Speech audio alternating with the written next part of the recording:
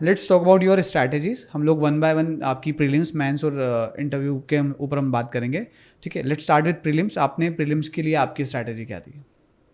Prelims के लिए मैंने बेसिक जो भी बुक्स रहती हैं हिंदी मीडियम के लिए वही बुक्स प्रेफर करी है. और एज आई सेड कि मैंने टेस्ट सीरीज़ वगैरह कहीं ऑफलाइन ज्वाइन नहीं करी थी. 19 के लिए प्रिपरेशन मैंने प्रीलिम्स की दिल्ली में रह के करी थी. 2020 की मैंने यहीं इंदौर में रह के करी है. तो प्रीलिम्स की मेरी स्ट्रैटेजीज़ यही रहती है कि प्रीवियस ईयर के क्वेश्चन पेपर बहुत अच्छे से आप लगा लो. और इसके अलावा जितनी हो सके आप MCQs सॉल्व करो, जितने ज़्यादा हो सके. पढ़ो भी, पढ़ते रहो सारे सब्जेक्ट्स. उसके साथ साथ जो भी सब्जेक्ट आप पढ़ रहे हो उसके MCQs जिस भी कोचिंग्स के आपको मिल रहे हैं, दुनिया भर का मटेरियल अवेलेबल होता है मार्केट में.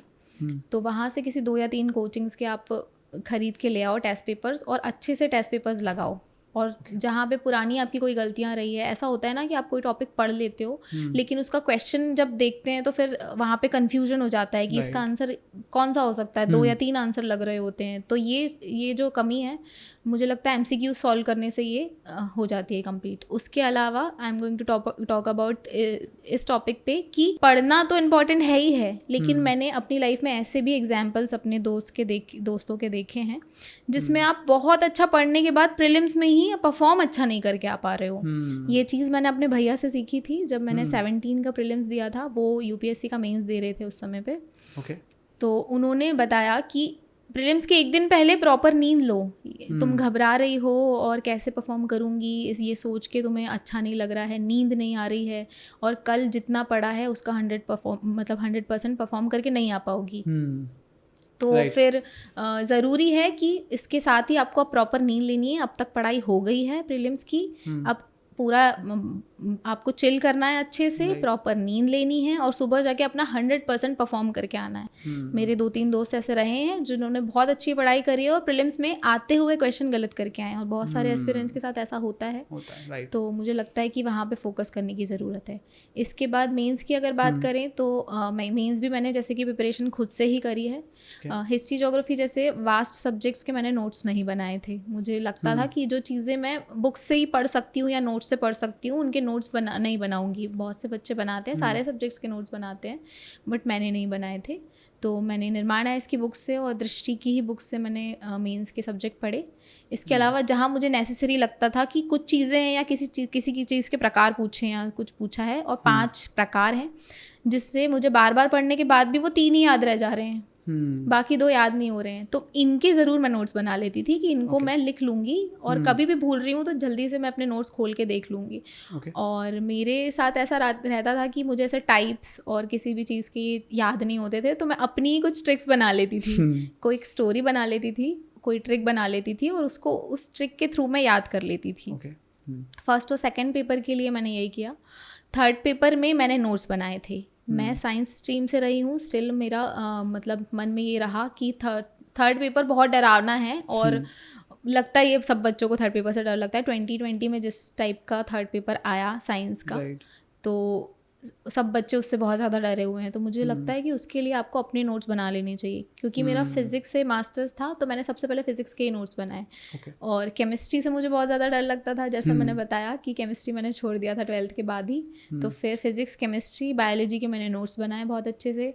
मैथ्स में पढ़ाती ही थी 9th 10th को, तो मुझे मैथ्स में इतना ज़्यादा प्रिपेयर करने की ज़रूरत नहीं पड़ी. बाकी साइंस के मैंने पूरे नोट्स बनाए थे. एथिक्स मैंने बुक से ही पढ़ा. इसके बाद मैंने हिंदी के नोट्स बनाए थे. हिंदी के नोट्स बनाना मैंने अपने भैया से सीखा था. उनका इंग्लिश मीडियम रहा है, तो उन्होंने हिंदी के प्रॉपर नोट्स बना लिए थे, क्योंकि इंग्लिश मीडियम वालों को रहता है कि बाकी के लास्ट 3 पेपर्स स्ट्रॉन्ग करने हैं, तो उन्होंने हिंदी के नोट्स बनाए थे. तो मैंने भी हिंदी के खुद के नोट्स बनाए. बुक्स होने के बाद भी बहुत अच्छे से मैंने हिंदी के नोट्स बनाए थे. और लास्ट पेपर की अगर बात करें, 6th पेपर की, ऐसे के लिए बहुत से बच्चे पूछते हैं कि ऐसे की प्रिपरेशन कैसे करनी चाहिए. तो मुझे लगता है ऐसे की प्रिपरेशन ऐसे होनी चाहिए कि ऐसे तो निबंध का मतलब ही होता है कि उसमें कोई बंधन नहीं है. बस आपका फॉर्मेट कैसा है, परफॉर्म कैसा किया है, लिखा कैसा है, अपने अट्रैक्टिव निबंध लिखा है या नहीं, मुझे लगता है.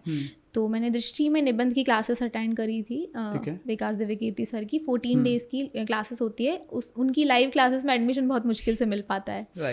तो उसके लिए सुबह 7 बजे से जाके लाइन में लगना पड़ा था और 2-3 घंटे लाइन में लगने के बाद उस लाइव क्लास में एडमिशन मिल पाया था। हम लोग दिल्ली में 4 लोग रहते थे जिनमें से मुझे एडमिशन वहाँ मिला था, तो मैं बड़ा खुश थी कि मैं लाइव क्लासेस उनकी अटेंड कर पाऊँगी। तो मुझे वो बहुत हेल्प करी। उन्होंने ऐसे लिखने के बहुत अच्छे से तरीके बताए थे। कोटेशंस वगैरह आप अपने ऐसे में ऐड करो तो उससे थोड़ा अट्रैक्टिव लगता है और ऐसे ही इस टाइप की चीज़ें। तो मुझसे निबंध के लिए जितने भी लोग पूछते हैं तो मेरी ये स्ट्रैटेजी रही है निबंध के लिए कि मैं प्रीवियस ईयर के ऐसे के सारे टॉपिक्स देख लेती थी और उसके बाद मुझे लगता है कि कोई टॉपिक घुमा फिरा के रिवाइज हो रहा है, जैसे महिला सशक्तिकरण वाला कोई टॉपिक है, युवा शक्ति से रिलेटेड है, बेरोजगारी से रिलेटेड है, तो ये टॉपिक्स घुमा फिरा के पूछ ही रहे हैं हर साल कहीं ना कहीं ये आ ही रहा है।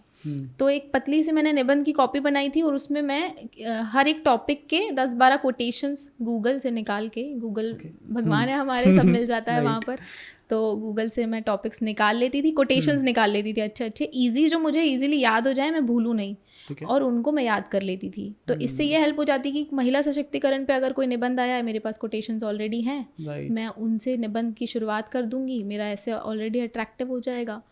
तो ये मेरी निबंध की तैयारी रही। टॉकिंग अबाउट इंटरव्यू में मुझे लगता ही नहीं था कि मैं कभी इंटरव्यू में मतलब कैसे करूँगी, इंटरव्यू कैसे फेस करूँगी। मेरे दोस्तों ने बहुत ज़्यादा मेरी हेल्प करी इंटरव्यू की प्रिपरेशन में। एज आई सेड कि मैंने बहुत ज़्यादा मॉक इंटरव्यूज़ नहीं दिए, इंदौर में ही रह के मैंने इंटरव्यू की प्रिपरेशन करी। मैं खुद पे वर्क करती थी, मैं मिरर प्रैक्टिस करती थी, बैठ के खुद से बातें करती थी और दोस्तों की हेल्प ली, उन लोगों को बोल के बताती थी। फिर पीईटीसी में इंटरव्यू की प्रिपरेशन के लिए गई तो मैम से मुझे बहुत ज़्यादा हेल्प मिली। वो बहुत अच्छे तरीके से गाइड करती है, आपकी जो बेसिक पर्सनालिटी है उसको वो दबने नहीं देती हैं। वो इस चीज़ में हेल्प करती है कि आप जैसे हो आप वैसे ही रहो, सिर्फ आपको वर्क करना है तो आपके प्रेजेंटेशन पे कि इस तरीके का प्रेजेंटेशन होना चाहिए, थोड़ा सा नॉलेज बढ़ा लो, अपने सब्जेक्ट से रिलेटेड चीज़ें पढ़ लो, और इस तरीके से इंटरव्यू की प्रिपरेशन करी। और मेरा सबसे अच्छा मुझे याद है कि 2 मई को मेरा पीईटीसी में मॉक इंटरव्यू था और मेरा मेन इंटरव्यू जो था आयोग में वो 11 मई को था। तो 2 मई को मैं वहाँ पर इंटरव्यू देने गई, पीईटीसी में मॉक इंटरव्यू दिया और मुझे वहाँ से फीडबैक्स जो मिले हैं, मुझे बहुत अच्छे फीडबैक मिले। अब तक के मेरे ऐसे मॉक इंटरव्यू कहीं नहीं गए थे, इसके पहले मैंने सिर्फ 3 मॉक इंटरव्यू दिए थे। ठीक है। और पीईटीसी में मॉक इंटरव्यू के जो मुझे रिव्यूज़ मिले, मैम ने मुझे बोला कि तुम आज से अपने आप को डीसी मानना स्टार्ट कर दो, अपने बिहेवियर में ले आओ, ऐसा मैम ने मुझे कहा था और अच्छे खासे रिव्यूज़ गए। और बीच में इतने दिन का गैप था, मैंने डिसाइड किया था कि मैं 6 मई तक मॉक इंटरव्यू दूंगी और उसके बाद फिर मुझे जो फीडबैक मिल रहा है मैं उस पर वर्क करूंगी, उसके बाद मॉक इंटरव्यू नहीं दूंगी। पर 2 मई को मेरा जो पीईटी में इंटरव्यू हुआ तो मैंने डिसाइड किया कि अब जो इतना अच्छा मॉक इंटरव्यू चला गया है, ये वाइब मुझे जाने नहीं देनी है, मुझे और कहीं से रिव्यूज़ नहीं लेने हैं, अब इन्हीं पे ही वर्क करना है। और बीच में जितना भी गैप है मैं इसमें पढ़ूंगी, खुद पे तैयारी करूंगी और बाकी और कोई रिव्यूज़ अब मैं कहीं से नहीं लूँगी, मैं ये वाइब बनी रहने दूंगी। और जैसा मैंने मॉक इंटरव्यू यहाँ पर दिया है, मैं चाहूँगी कि मेरा आयोग में भी वैसा ही इंटरव्यू, फाइनल इंटरव्यू जाए। तो इसीलिए इतने ज़्यादा मेरे हाइप्स नहीं रहे हैं और इंटरव्यूज़ भी नहीं डले हैं मेरे। राइट, आई थिंक कि वो कॉन्फिडेंस भी बना रहता है ना कि यार 2 मई को ऑलरेडी डीसी वाली वाइब आ चुकी है। हाँ, तो फिर मैं वो तोड़ना नहीं चाह रही थी।